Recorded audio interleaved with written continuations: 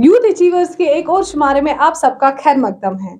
आज के शुमारे में हमारे साथ मौजूद है एक ऐसा छुपा हुआ हीरा जिसकी फनकारी के चर्चे हर जगह मशहूर है, लेकिन एज अ पर्सन आप उनसे पहली बार मुखातिब होंगे।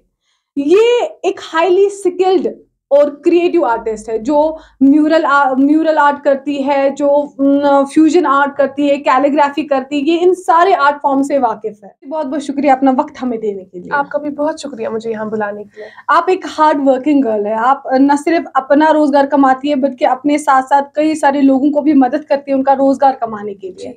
आपसे काफी कुछ जानना है आपकी हार्ड वर्किंग जर्नी के बारे में, लेकिन सबसे पहले हमें आपका एक ब्रीफ इंट्रोडक्शन चाहिए आपके बारे में, आपके आर्ट फॉर्म के बारे में, आपकी फैमिली के बारे में, आपके एकेडमिक्स के बारे में। जी, तो मेरा नाम फलक है और मेरी जो स्कूलिंग है वो मैलनसन गर्ल्स स्कूल से हुई है। और अगर हम मेरी फैमिली की बात करेंगे तो मैं एक न्यूक्लियर फैमिली से बिलोंग करती हूँ।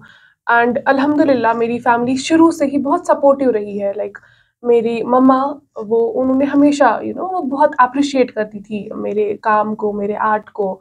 एंड मेरे भाई वो भी बहुत हेल्प करते थे। इनफैक्ट जो मेरा पहला जब मैंने स्टार्ट किया था that was because of him only. उन्होंने ही मुझे कहा था कि नहीं, आपको ऐसे तो मेरा ये हॉबी बचपन से था, बट इन लॉकडाउन जब मैंने ये स्टार्ट किया ऑर्डर्स वगैरह बनाना, मुझे इतना पता नहीं था इसके बारे में कि ऐसे इंस्टाग्राम पे या फेसबुक पे या ऐसे सोशल मीडिया पे हम ऐसे पोस्ट करके ऑर्डर्स वगैरह हम ले सकते हैं। तो मेरे भाई ही ने, उन्होंने ही इनफैक्ट जब मेरा पहला ऑर्डर जब मैंने बनाया था, वो किक आपको आपके भाई ने दी थी? बिल्कुल बिल्कुल।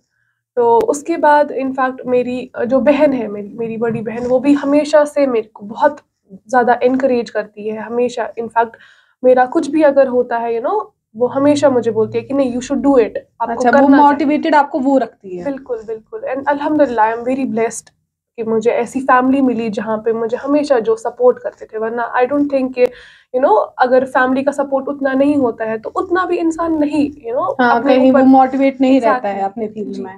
That's a very good thing, बहुत अच्छी बात है क्योंकि सबको ऐसी फैमिली, सपोर्टिव फैमिली नहीं मिलती है। तो फलक जी, आपके एकेडमिक्स के बारे में जानना चाहेंगे। अदर देन योर आर्ट आप क्या करती है? मैंने रिसेंटली अपनी जो है ग्रेजुएशन कंप्लीट की है एंड अभी मैं वर्क फ्रॉम होम कर रही हूँ। जो मैंने नाइट शिफ्ट अभी मैं कर रही हूँ बिकॉज दिन में मुझे क्योंकि हमेशा से मुझे अपने आर्ट, मैंने हमेशा सोचा था अगर मैं जॉब भी करूँगी बट मुझे हमेशा से अपने आर्ट के साथ भी कनेक्टेड रहना है।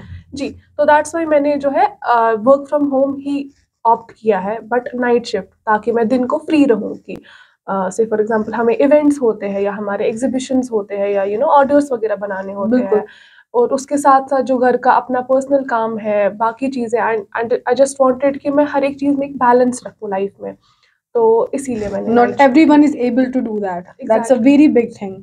तो फलक जी, आपसे जानना चाहेंगे कि आप बोल रही है कि आप नाइट शिफ्ट करती हैं, तो आपको कहाँ से टाइम मिलता है कि आप ये आर्ट वर्क करें? लाइक आपको ऑर्डर्स जब मिलते हैं तो आप वो कैसे बनाते हैं दिन में, क्योंकि जब ऑलरेडी शाम को एग्जॉस्ट हुए होते हैं तो कब सोते हैं, कब बाकी के काम करते हैं, तो इसके बारे में थोड़ी बताइए। आई थिंक जो ये आर्ट है इसके लिए बोलते हैं कि जो इंसान को जो पैशन होता है ना, उसके लिए इंसान टाइम निकाल ही लेता है। तो अगर मैं अपने बाकी कामों के लिए टाइम निकालती हूँ तो मैं कर लेती हूँ मैनेज। मुझे होता है दिमाग में कि नहीं, I have to make it and I will make it. Because जब भी मैं बहुत स्ट्रेस्ड होती हूँ या बहुत एग्जॉस्ट हुई होती हूँ एंड मैं जब काम करती हूँ, इट्स नॉट लाइक कि मैं इसके साथ भी एग्जॉस्ट होती हूँ, इट्स ऑपोजिट एक्चुअली। लाइक जब मैं आर्ट करती हूँ मुझे बहुत सुकून मिलता है। अच्छा, वो पीस मिलता है आपको? एग्जैक्टली, मुझे बहुत लाइक मैं इसके साथ जब होती हूँ, जब मैं कुछ भी ड्रॉ कर रही होती हूँ, पेंटिंग बना रही हूँ, स्ट्रेस आउट हो जाता है। That's a very good thing. In fact वो एक थेरेपी काइंड ऑफ, मेरे लिए एक थेरेपी है। जब मैं आर्ट करती हूँ ना, मेरा वो पूरा स्ट्रेस रिलीव होता है उस टाइम। बहुत अच्छी बात है। तो फलक जी, आपको पता है कि हमारे स्टूडियो में भी और ऑल ओवर कश्मीर में भी काफ़ी ऐसे आर्टिस्ट, क्योंकि कश्मीर फनकारी से काफ़ी ज़्यादा लाइक भरा पड़ा है। अभी काफ़ी ऐसे लोग भी हैं जिनको हम जानते भी नहीं हैं, छुपे हुए हैं। अभी वो आ नहीं रहे हैं प्लेटफॉर्म्स पे या आगे जाके।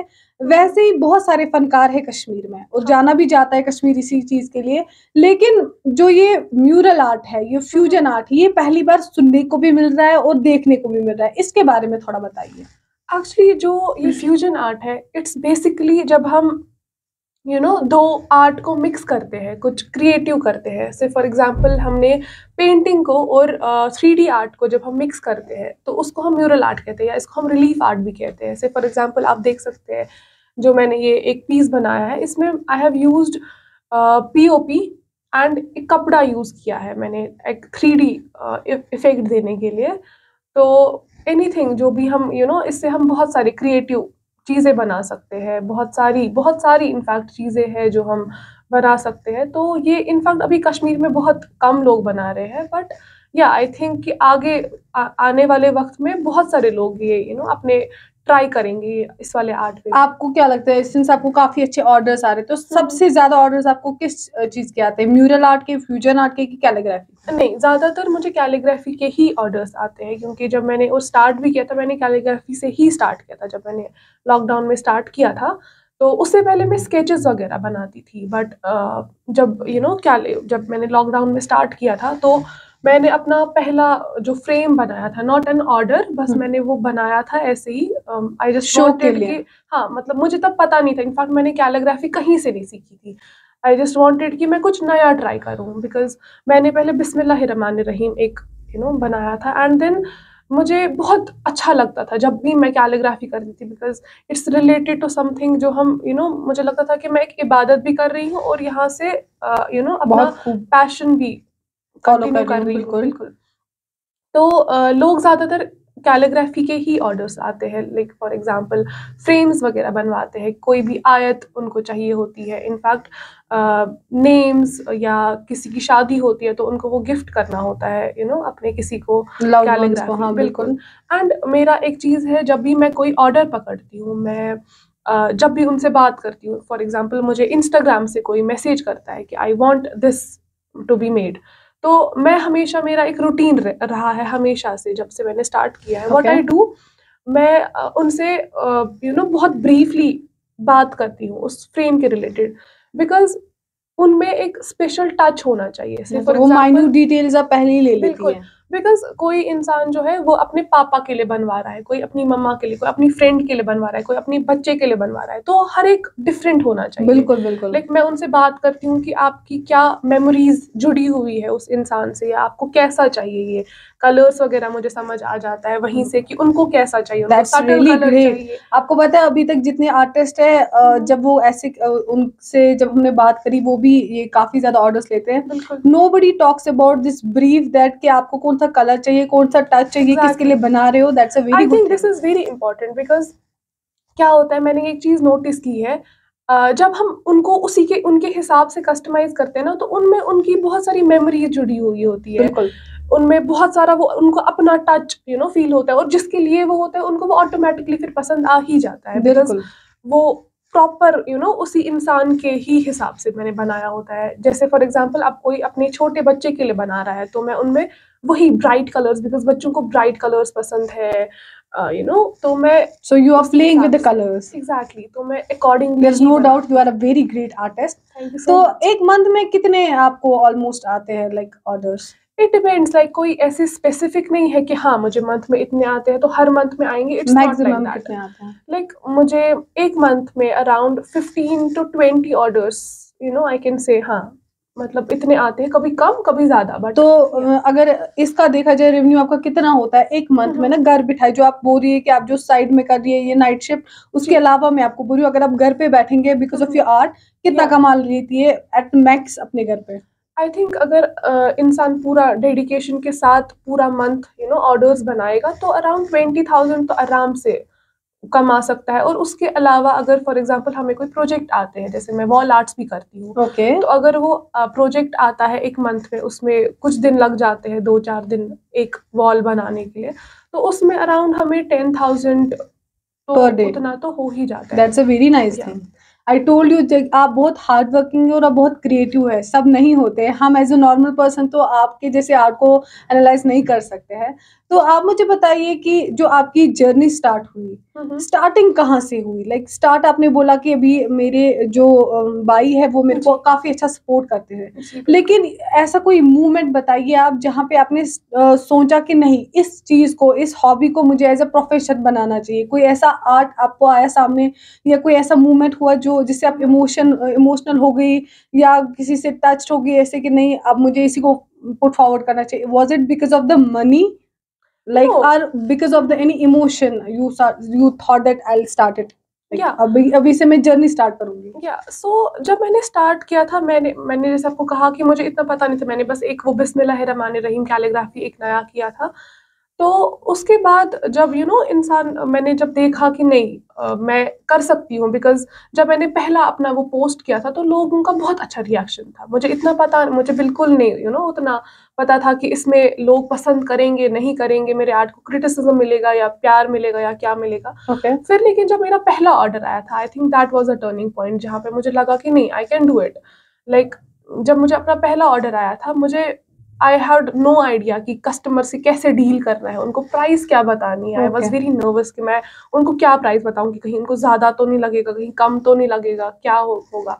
तो इनफैक्ट जो मैंने अपना पहला वो बनाया था, उन्होंने मुझे कहा कि I trust you, I I have seen your art, I trust you, आप जो बनाएँगे, जैसा बनाएँगे आप इट वाज़ बनाइए योर फर्स्ट अपने। कस्टमर। जी, बिल्कुल।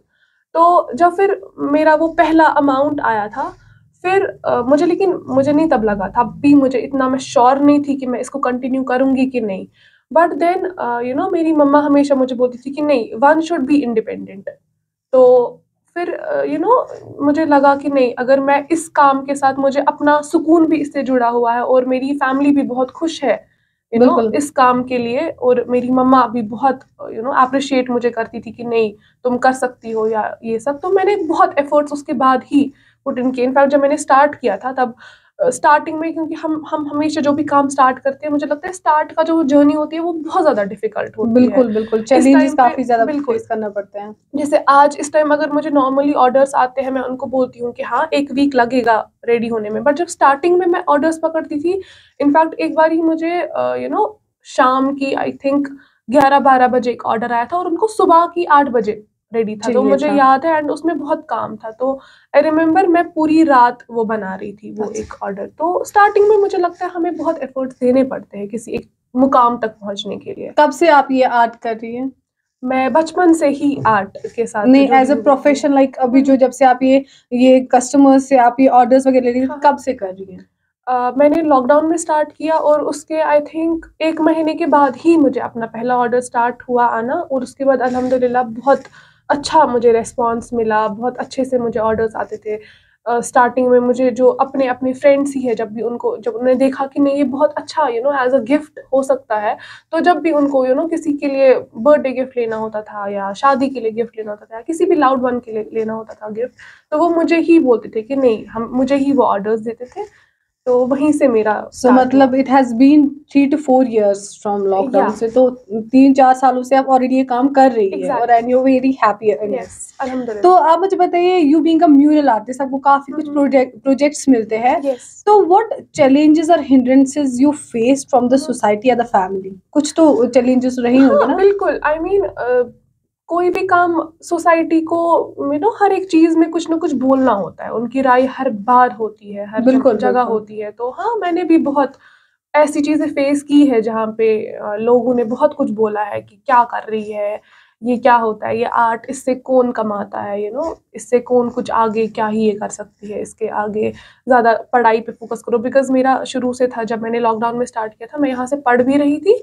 मैंने तब रिसेंटली 12th कंप्लीट किया था, ओके। तो मेरा उसी टाइम कॉलेज में दाखिला हुआ था, तो मैं यहाँ से पढ़ भी रही थी और मैं यहाँ से आर्ट भी कर रही थी। तो लोगों को लगता था कि शायद मैं पढ़ाई पे उतना फ़ोकस नहीं करूँगी। अपने ही रिलेटिव्स इनफैक्ट, मतलब उन्होंने ही मतलब वो शुरू टिप्पणी से, देनी होती है हर किसी बिल्कुल, को। वो बहुत स्टार्टिंग में मुझे बहुत कुछ सुनने को मिला था, "अरे! ये क्या है? इतना क्या है?" बिकॉज़ द थिंग इज़ कि स्टार्ट में हर हर एक इंसान की एक जर्नी होती है। बिल्कुल। हर एक इंसान की जर्नी होती है, और स्टार्ट में ही मुझे लगता है कि कोई परफेक्ट नहीं हो सकता है। विद टाइम परफेक्शन आर्ट में आ प्रैक्टिस मेक्स अ जाती है। मैन परफेक्ट बिल्कुल। बिल्कुल। और ये ऐसा चीज़ था कि मैंने कहीं से सीखा नहीं था। मैंने कहीं से क्लासेस नहीं ली थी, मैंने जो भी था ये सेल्फ टॉट था सब कुछ। ओके। तो स्टार्टिंग में मुझे बहुत ज़्यादा क्रिटिसिज्म मिली थी, बट मुझे लेकिन अपने दिमाग में था कि नहीं, मुझे नहीं सुननी है इनकी, क्योंकि जब मेरी खुद की फैमिली मुझे इतना सपोर्ट कर रही है इस चीज़ में, और मुझे पता है कि मैं सही कर रही हूँ, और ये ऐसी चीज़ थी कि मतलब मुझे हमेशा से पता था मैं जो कर रही हूँ वो सही है, वो सही बात है। तो आई कंटिन्यूड, मतलब मैंने वो सोचा नहीं कि लोग क्या बोल रहे हैं। हाँ, फ़र्क पड़ता है, बट अल्हम्दुलिल्लाह मतलब अभी मैं जहाँ पर भी हूँ, अगर मैंने तब अपने ऊपर भरोसा किया तभी मैं यहाँ आज हूँ। बहुत अच्छी बात है। तो आपने मुझे बोला कि सोसाइटी जैसे कि हर किसी को बोलना ही होता है, अच्छा जी। बुरा, मगर बोलना तो बोलना ही होता है। बिल्कुल। कोई ऐसी चीज़ आप किस चीज़ से मोटिवेटेड रही? कोई ऐसा बंदा, कोई ऐसा पर्सन या पर्टिकुलर कोई ऐसी चीज़ जिससे आप मोटिवेटेड रही that you shouldn't give up your art? I think अगर वो एक इंसान है, that is my mother. Okay. Like she always use to tell me कि नहीं, तुम जो कर रही हो वो बहुत सही है, and I was very close to my mother.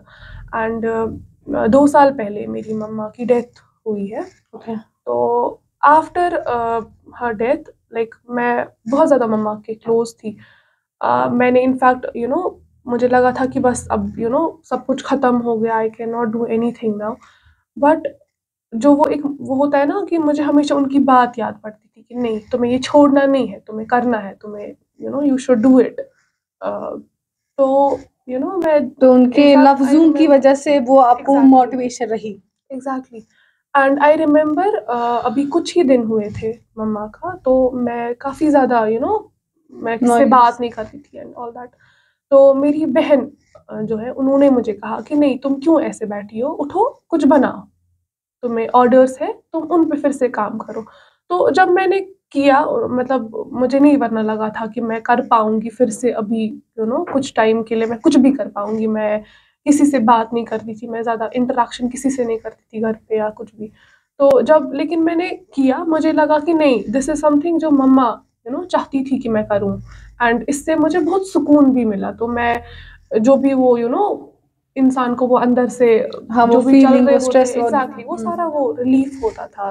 And one more person is there, जो मेरी बहन है, वो हमेशा मुझे बहुत ज़्यादा मोटिवेट करती है। इनफैक्ट मेरा कुछ भी होता है तो she always use to tell me, नहीं अगर ये है तुम्हें जाना है। कभी सेकंड थॉट्स इंसान को हमेशा आते हैं कि बिल्कुल। मैं यहाँ। समटाइम्स जब कोई इंसान लो फील करता है तो वो गिव अप करना चाहता बिल्कुल, है। बिल्कुल। और ऐसे बहुत सारे, मतलब मेरी लाइफ में भी बहुत सारे ऐसे मोड़ आए अप्स एंड हैं डाउन्स जहाँ हो पे गए। मुझे लगा कि बस अब इसके साथ बाद मैं नहीं कर सकती हूँ, मैं गिव अप कर रही हूँ। बट मेरी बहन हमेशा मुझे मोटिवेट करती थी कि नहीं, तुम्हें करना है, तुम कर सकती हो, तुम अगर तुम नहीं करोगी तो फिर क्या?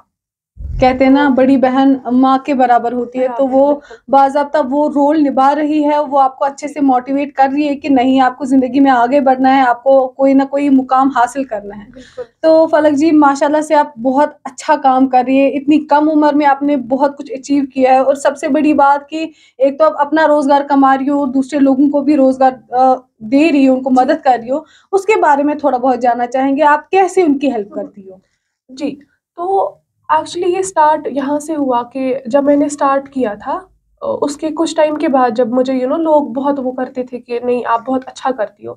तो मेरे पास कुछ लोग आते थे, लाइक मुझे मैसेज करते थे या कॉन्टैक्ट करते थे, वो मुझे बोलते थे कि हम भी करना चाहते हैं। ओके। वो बहुत मोटिवेट होते थे इस चीज़ को देखकर, बिकॉज़ उनको लगता था कि ये बहुत अच्छी चीज़ है और हमारे अंदर भी स्किल्स है, लेकिन उनको पता नहीं होता था कि ये कैसे स्टार्ट करना है।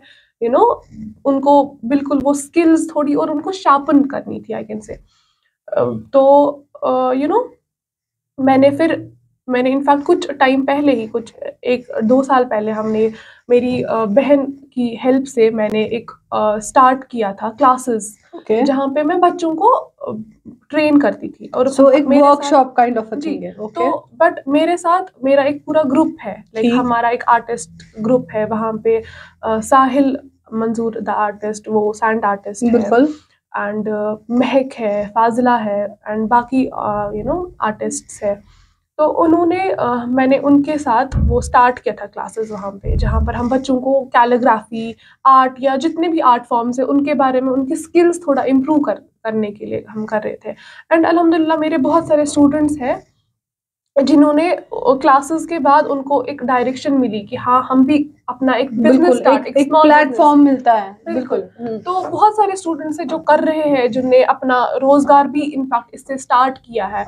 और क्लासेस के अलावा भी मेरे पास बहुत सारे लोग आते थे जो बहुत दूर रहते थे, वो आ नहीं पाते थे रोज़ श्रीनगर, तो मैं उनको ऐसे ही फ़ोन पे या व्हाट्सएप पे ही मैं उनको थोड़ा बहुत गाइड करती थी कि आप बहुत ऐसे अच्छी करो, बात है। यहाँ से ये लाओ, ये मटीरियल्स है जो आप यूज़ कर सकते हो, और the proper way to use those things.